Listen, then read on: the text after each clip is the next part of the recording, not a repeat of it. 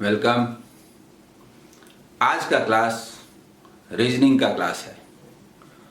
आप सबों का स्वागत है। रीजनिंग में मैंने एक चैप्टर लिया था सिलोजिज्म। आज एक दूसरे चैप्टर कोडेड इनइक्वालिटी शुरू कर रहा हूं। ये चैप्टर मैथमेटिक्स के डेटा इनइक्वालिटी इस चैप्टर से मिलता जुलता है। ठीक वैसा ही नेचर है। 5 क्वेश्चंस 2 मिनट्स में बना सकते हैं विथ 100% एक्यूरेसी, और ये आपके एग्जाम में एक महत्वपूर्ण भूमिका अदा करेगा। लास्ट ईयर 2016 में SBI PO प्री में आया हुआ मेमोरी बेस्ट ये क्वेश्चन सेट है। आइए इसको हम लोग सॉल्व करते हैं। कैसे सॉल्व किया जाए?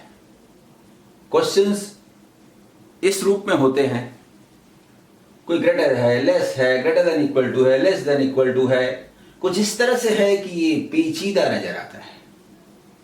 हमें इसे सिंपल बनाना है। क्वेश्चंस क्या होते हैं? स्टेटमेंट एंड कंक्लूजन के शेप में होते हैं। जैसे मैं पढ़ता हूं, directions in these questions relationship between different elements is shown in the statements. These statements are followed by 2 conclusions. Mark answer.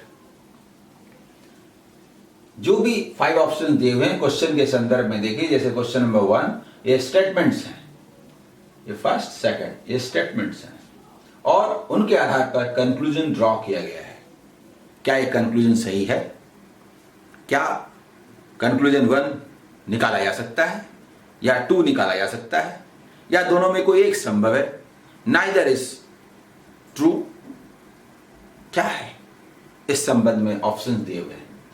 First, if only conclusion 1 is true, अगर सिर्फ फर्स्ट वाला सही है, सेकंड वाला नहीं है, तो आंसर हुआ 1। If two if only conclusion true is true, अगर सेकंड वाला सही है, फर्स्ट वाला नहीं है, ओनली 2 का ही मतलब है, तो आंसर होगा 2। इफ आइदर कंक्लूजन 1 और 2 इज ट्रू, फर्स्ट वाला सही है या सेकंड वाला सही है, दोनों में कोई एक अवश्य सही है। या तो ये सही है या वो सही है, एक साथ दोनों सही नहीं है। या तो ये सही है तो वो नहीं है, वो सही है तो ये नहीं है, एक बार में एक ही संभव है। That is either, तो आंसर हुआ 3। फोर्थ, neither 1 nor 2, नहीं एक सही है नहीं दूसरा सही है, दोनों में कोई भी सही नहीं है, दोनों में कोई कंक्लूजन ड्रॉ नहीं किया जा सकता, तो आपका आंसर होगा 4। और fifth number, if both conclusion 1 and 2 are true, 1 भी सही है 2 भी सही है, दोनों कंक्लूजन ड्रॉ किए जा सकते हैं, तो आंसर हुआ 5। समझ गए? इसको सॉल्व कैसे करना है? बस 2-3 बातों का आप ध्यान रखेंगे, फिर इस चैप्टर में कुछ नहीं है। जैसे फर्स्ट स्टेटमेंट पर आते हैं, स्टेटमेंट्स फर्स्ट क्वेश्चन पर आते हैं। इसमें 2 स्टेटमेंट्स हैं। हम लोग उनको लिखते समय, सजाते समय आइदर इंक्रीजिंग और डिक्रीजिंग ऑर्डर में सजाते हैं। आपको इसमें से जो अच्छा लगता हो। मान लीजिए आपको डिक्रीजिंग अच्छा लगता है, तो आप डिक्रीजिंग शेप में लेंगे, और उस शेप में आइए तो फर्स्ट वाला देखिए क्या है, यहां से यहां तक है, लेकिन सबको हमें डिक्रीजिंग शेप में सजाना है। कैसे सजाएं? तो देखिए, a is greater than b है। फर्स्ट क्वेश्चन के लिए a is greater than b है। यहां से शुरू करते हैं। a is greater than b है, ओके, ये first. But b is less than equal to c, तो रिवर्स कर देंगे, c is greater than equal to b, तो b यहां है, और c क्या है? ग्रेटर देन और इक्वल टू b। b के सामने b होना चाहिए, ठीक है, b।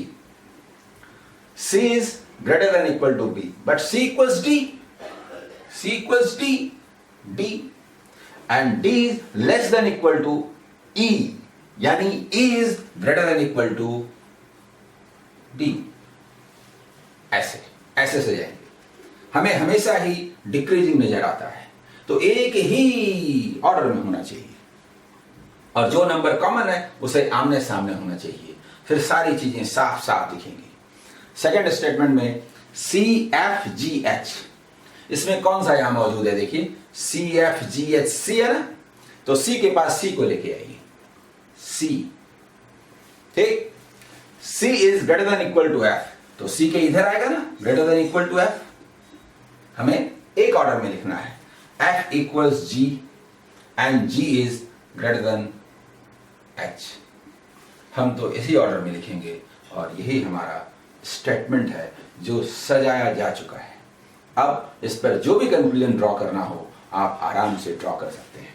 देखिए क्या है, इसको थोड़ा देखिए, B से ग्रेटर है A और B से ग्रेटर है C या इक्वल टू C, तो हम नहीं बता सकते कि A और C में कौन सा रिलेशन है। कैसे बताएंगे बोलिए? B से बड़ा है, B के बराबर भी तो हो सकता है, या B से बड़ा हो सकता है C, तो A और C के बारे में हम कैसे बताएं कि कौन बड़ा है कौन छोटा है? छोटा भी हो सकता है, बड़ा भी हो सकता है। और जब A और C का रिलेशन निर्धारित नहीं कर सकते तो A के साथ यहां किसी का भी रिलेशन निर्धारित नहीं कर सकते, इसके बारे में कोई कंक्लूजन ड्रॉ नहीं कर सकते। इसके बाद C से स्मॉलर है या इक्वल टू B, और C से स्मॉलर है या इक्वल टू F,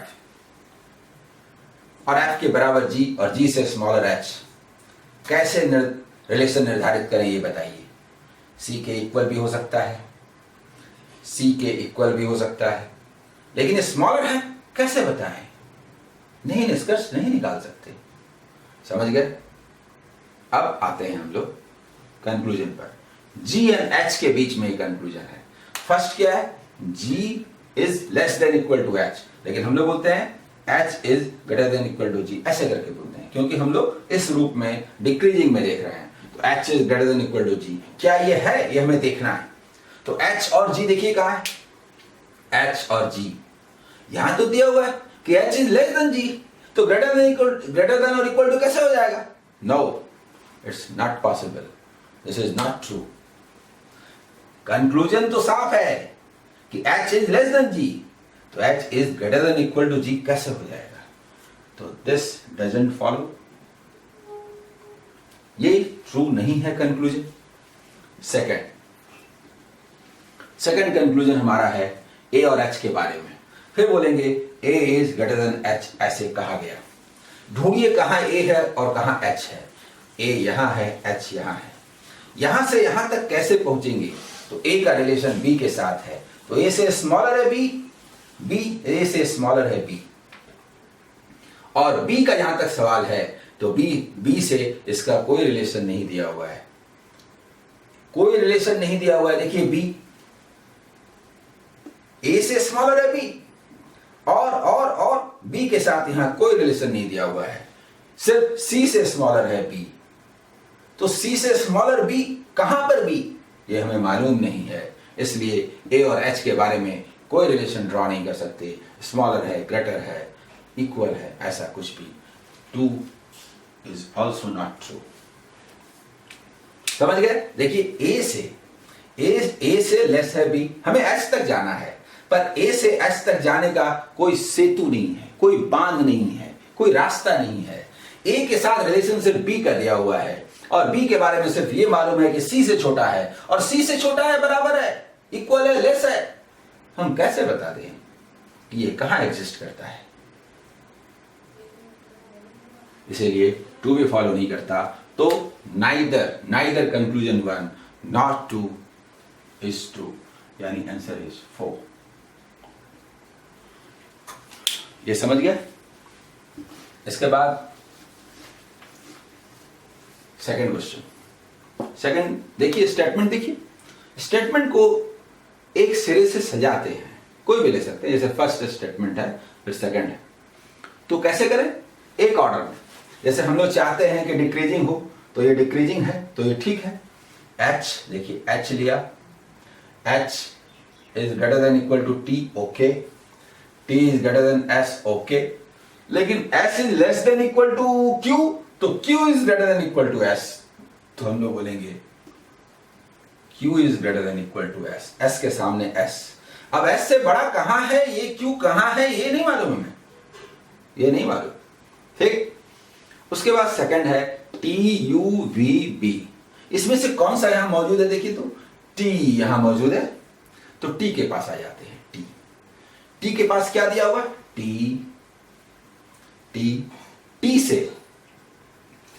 से इक्वल है या फिर ग्रेटर है, T ग्रेटर है या इक्वल है U से, और U is equal to V और V is greater than B, ये हमारा मैप बनता है। S के पास S ये रिलेशन दिखता है, T के पास T ये रिलेशन दिखता है।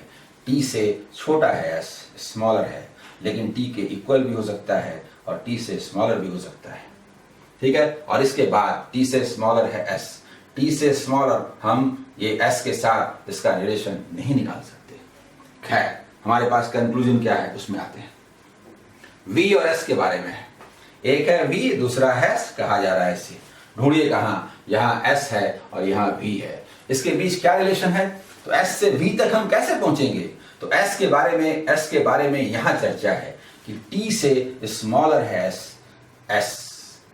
और T से स्मॉलर और equal to U is equal to V। हम कैसे बताएं कि T से स्मॉलर में वो कहां स्मॉलर है, 100 है, 90 है, 80 है, 70 है, 60 है, और T से S भी कहां है, 5 है, 10 है, 15 है, 20 है, कहां है मालूम नहीं। इसलिए हम V और S के साथ कोई रिलेशन निर्धारित नहीं कर सकते, ये कंक्लूजन ड्रॉ नहीं कर सकते, दिस इज नॉट ट्रू, ये कंक्लूजन सही नहीं है। इसके बाद सेकंड B और H के बारे में, तो H is greater than equal to B, हम लोग हमेशा एक शेप में लिखना पसंद करते हैं, B is less than equal to H को इधर लिख देते हैं, H is greater than equal to B, क्योंकि हम लोग रिलेशन उसी रूप में लिखे हैं तो वो दिमाग में बैठा रहेगा। H और B कहां है, H यहां है और B यहां है। आइए, H is greater than equal to T, वहां तक जाना है, और T मतलब यहां, यानी H T के बराबर भी हो सकता है या H बड़ा भी हो सकता है, ठीक है। इसके फिर बराबर हो सकता है या बड़ा हो सकता है, फिर इक्वल हो सकता है, लेकिन उसके बाद तो बड़ा ही होगा ना, इक्वल होने का सवाल नहीं है।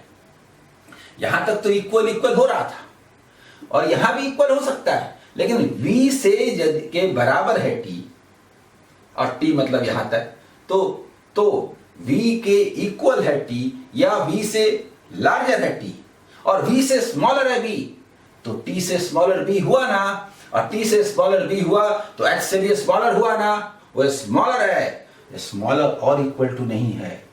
हमें दिखता है साफ साफ कि ये सही है, ये साफ साफ कि B is less then H। Conclusion है कि B H से लेस हो भी सकता है या फिर इक्वल हो सकता है, सवाल नहीं उठता, इक्वल तो होगा नहीं, इसलिए ये कंक्लूजन ड्रॉ नहीं किया जा सकता। कंक्लूजन ये होता तब ड्रॉ होता, इसलिए this is also not true, so answer is 4 again. Neither conclusion 1 not true follows, ठीक है। इसके बाद आइए थर्ड क्वेश्चन में, फिर उसी तरह से हम लोग एक ऑर्डर में सजाने का प्रयास करते हैं, जो हम लोग पसंद करते हैं उसके मुताबिक। देखिए फर्स्ट में क्या है, F, यहां ये F is greater than K, okay, K is greater than equal to L, okay, ठीक। फिर आगे R K H में से कौन सा कॉमन है, K, तो K के पास K को लिख दीजिए, और K से ग्रेटर है R, लिख दीजिए R, K से ग्रेटर है R और K के इक्वल है H। अब आप देखिए K से ग्रेटर है F और KH कोई भी हो, इससे ग्रेटर है R, पर F और R कौन है मालूम नहीं, may be equal, may be greater, may be less, can't say. खैर हम लोग आते हैं अपने कंक्लूजन पर, क्या कहा गया है किसके बारे में, तो H और L के बारे में कहा गया कि क्या H इक्वल या ग्रेटर L के हो सकता है, या तो H L के इक्वल है या फिर ग्रेटर है। अगर ऐसा होगा तो फिर बोलेंगे ट्रू। H और L कहाँ है? H यहां है, L यहां है। अब आप देखिए K तो दोनों जगह है, K के इक्वल H हो सकता है तो K के इक्वल L भी हो सकता है। और K माने H, मतलब K के जगह पर H को यहां रख दीजिए। K के जगह पर दोनों इक्वल है तो H इज ग्रेटर देन और equal to L। Yes, this is true, this is true, this is true. Clear? क्योंकि ये दोनों इक्वल है, इसके जगह पर रख दीजिए तो H is greater than equal to L। समझ गए? इसके बाद इसका जो सेकंड कंक्लूजन है वो देखिए, R is greater then F। R है ग्रेटर देन F है। R ढूंढिए और F ढूंढिए। R यहां है और F यहां है। हम लोग पहले बात कर चुके।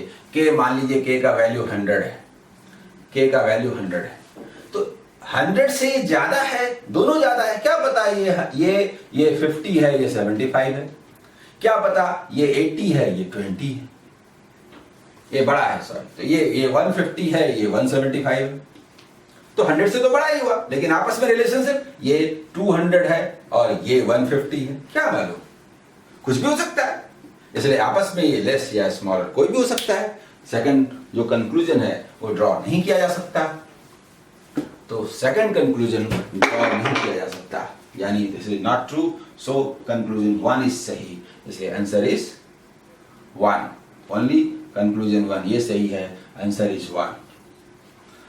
बोलिए, ये समझ में आ रहा है?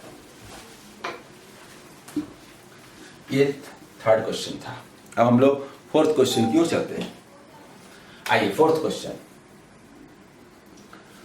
फोर्थ क्वेश्चन कोई भी एक रिलेशन लीजिए, जैसे फर्स्ट वाला लेते हैं, n इज ग्रेटर देन और equal to p, p is greater than k। हम लोग यही रूल पसंद करते हैं, डिक्रीजिंग, तो यही लेते हैं, ये दिमाग में बैठा रहेगा, इक्वल्स l। हो गया। सेकंड, थर्ड, 3 इसमें है, तो आइए P S Q Z में से कौन सा कॉमन है? P। तो P के पास P को लिख दीजिए, P, और P से ग्रेटर है S, तो हमें ग्रेटर को तो ऐसे लिखना होगा, ग्रेटर देन और इक्वल टू S यहां, और S से भी ग्रेटर है Q, ओके, और Q से भी ग्रेटर है Z, तो ऐसे लिखेंगे कि नहीं, ये बताइए। ठीक है, रिवर्स, क्योंकि हम लोग एक ऑर्डर में लिखना चाहते हैं ताकि साफ साफ दिखे। T एंड K ढूंढिए, T K कहां है? K यहां है, तो K के पास लिखते हैं K, और T क्या है? ग्रेटर, तो ऐसे। आप सोचिए पहले, कंक्लूजन पर बाद में जाते हैं, थोड़ा सा एनालाइज कीजिए, समझिए।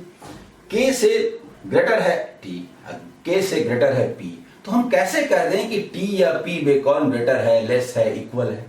और जब T और P नहीं बोल सकते तो भाई P से ये रिलेटेड है कैसे बोल देंगे, और फिर P से ये रिलेटेड है कैसे बोल देंगे? यानी T के साथ इनमें से किसी का भी रिलेशन निर्धारित नहीं किया जा सकता।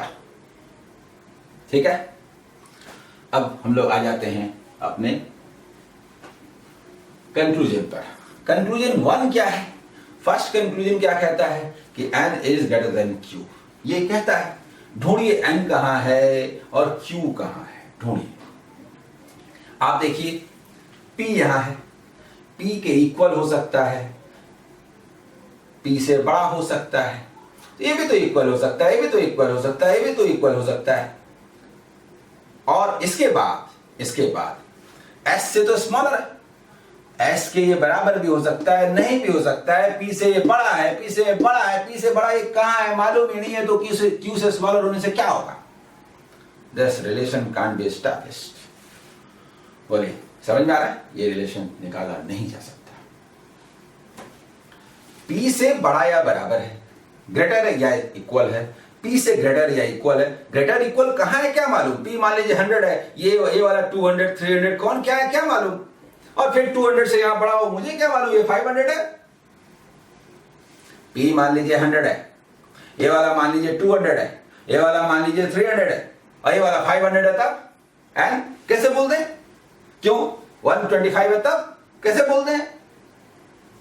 इसलिए ऐसा कोई भी रिलेशन निर्धारित नहीं किया जा सकता, फर्स्ट वाला एग्जिस्ट नहीं करता, ट्रू नहीं है। सेकंड, फर्स्ट हटा देते हैं। First is not true, first तो नहीं है, ये तो सही है, ये नहीं है।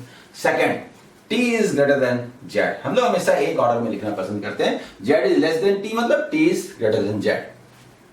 t ढूंढिए, t कहां है? यहां है। और z कहां है? यहां है। और आइए k के पास हम लोग खड़े हैं।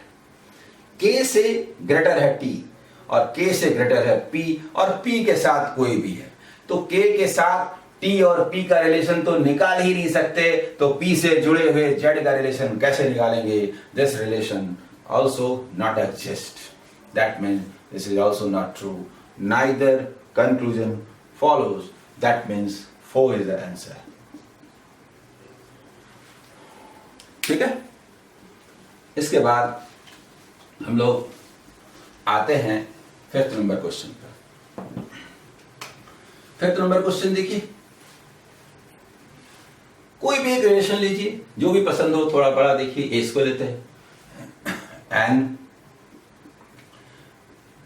is greater than equal to v greater than equal to e, हम लोग ऐसा पसंद करते थे इसलिए ये वाला लिया। हो गया e। इसके बाद e से स्मॉलर है h, तो ठीक है, स्मॉलर है h, यहां तक तो ठीक है। और s जो है लार्जर है, किससे? h से। h से लार्जर है, यानी h से लार्जर है s।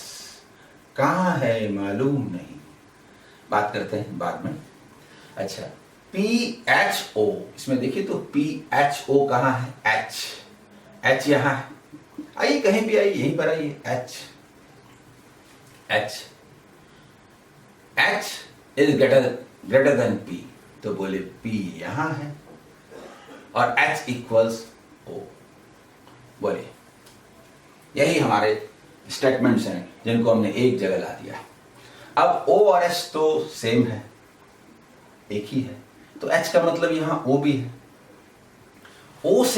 O क्या है? P से बड़ा है, या H भी बड़ा है? देखिए, P से बड़ा है H या O, और H से बड़ा है E, तो हम आराम से बोलेंगे कि E जो है वो P से बड़ा है। P से बड़ा है H से बड़ा है। H माने O से भी बड़ा है। O के साथ तो रिलेशन आसानी से निकाल सकते हैं, क्योंकि H और O बराबर है। H के जगह पर O लिख दीजिए, ग्रेटर देन P। कहने का मतलब हम लोग ऐसे भी सजा सकते हैं कि H इक्वल्स तो O है, और सिंपल हो जाएगा। ऊपर लिखते हैं, ये इक्वल्स तो O है, यानी H इक्वल्स तो O है, ऐसे। तो ये तो एक लाइन में है, और फर्स्ट लाइन को मिटा सकते हैं कि छोड़िए, इसको अलग से क्यों रखें, ऐसे ही रखते हैं। H इक्वल्स O, और साफ साफ रखते हैं इक्वल्स O, तो ये तो ठीक है।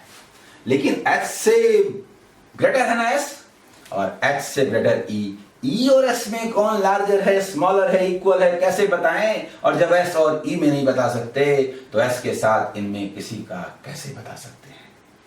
ये जरूर बता सकते हैं, S से स्मॉलर है H और H से स्मॉलर है P, तो यस, S से स्मॉलर है P, S से स्मॉलर है O, ये ठीक है। खैर, आते हैं कंक्लूजन पर। Conclusion 1, n is greater than equal to P लिखा है। n कहां है? यहां। P कहां है? यहां। तो यस, इट इज ट्रू। है कि नहीं बताइए? नहीं है। क्यों नहीं है? ये तो ग्रेटर और इक्वल हो सकता है, ग्रेटर इक्वल हो सकता है, लेकिन यहां आके एक बात साफ हो गई कि n is greater than h, not equal. और n अगर h से बड़ा है और h लार्जर है P से, तो n लार्जर हुआ P से, रिलेशन ये हुआ, ये नहीं। 1 is not true. n P से बड़ा है। कंक्लूजन कहता है या तो n P से बड़ा है या फिर n इक्वल है, तो भाई ये तो नहीं सही है। इक्वल का तो सवाल नहीं, क्यों बोल दिए? इसलिए आपका जो कंक्लूजन है रॉन्ग है। तो ये फॉलो नहीं करता, ये फॉलो नहीं करता।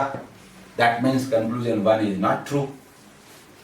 Second, S is greater then P। S कहां है? यहां है। P कहां है? यहां। ये तो साफ है, H है ही, यहां पर P है। Yes, S is greater than P. This is true. S is greater than P. This is true. So only 2. Conclusion 2 is 2. That means answer is 2.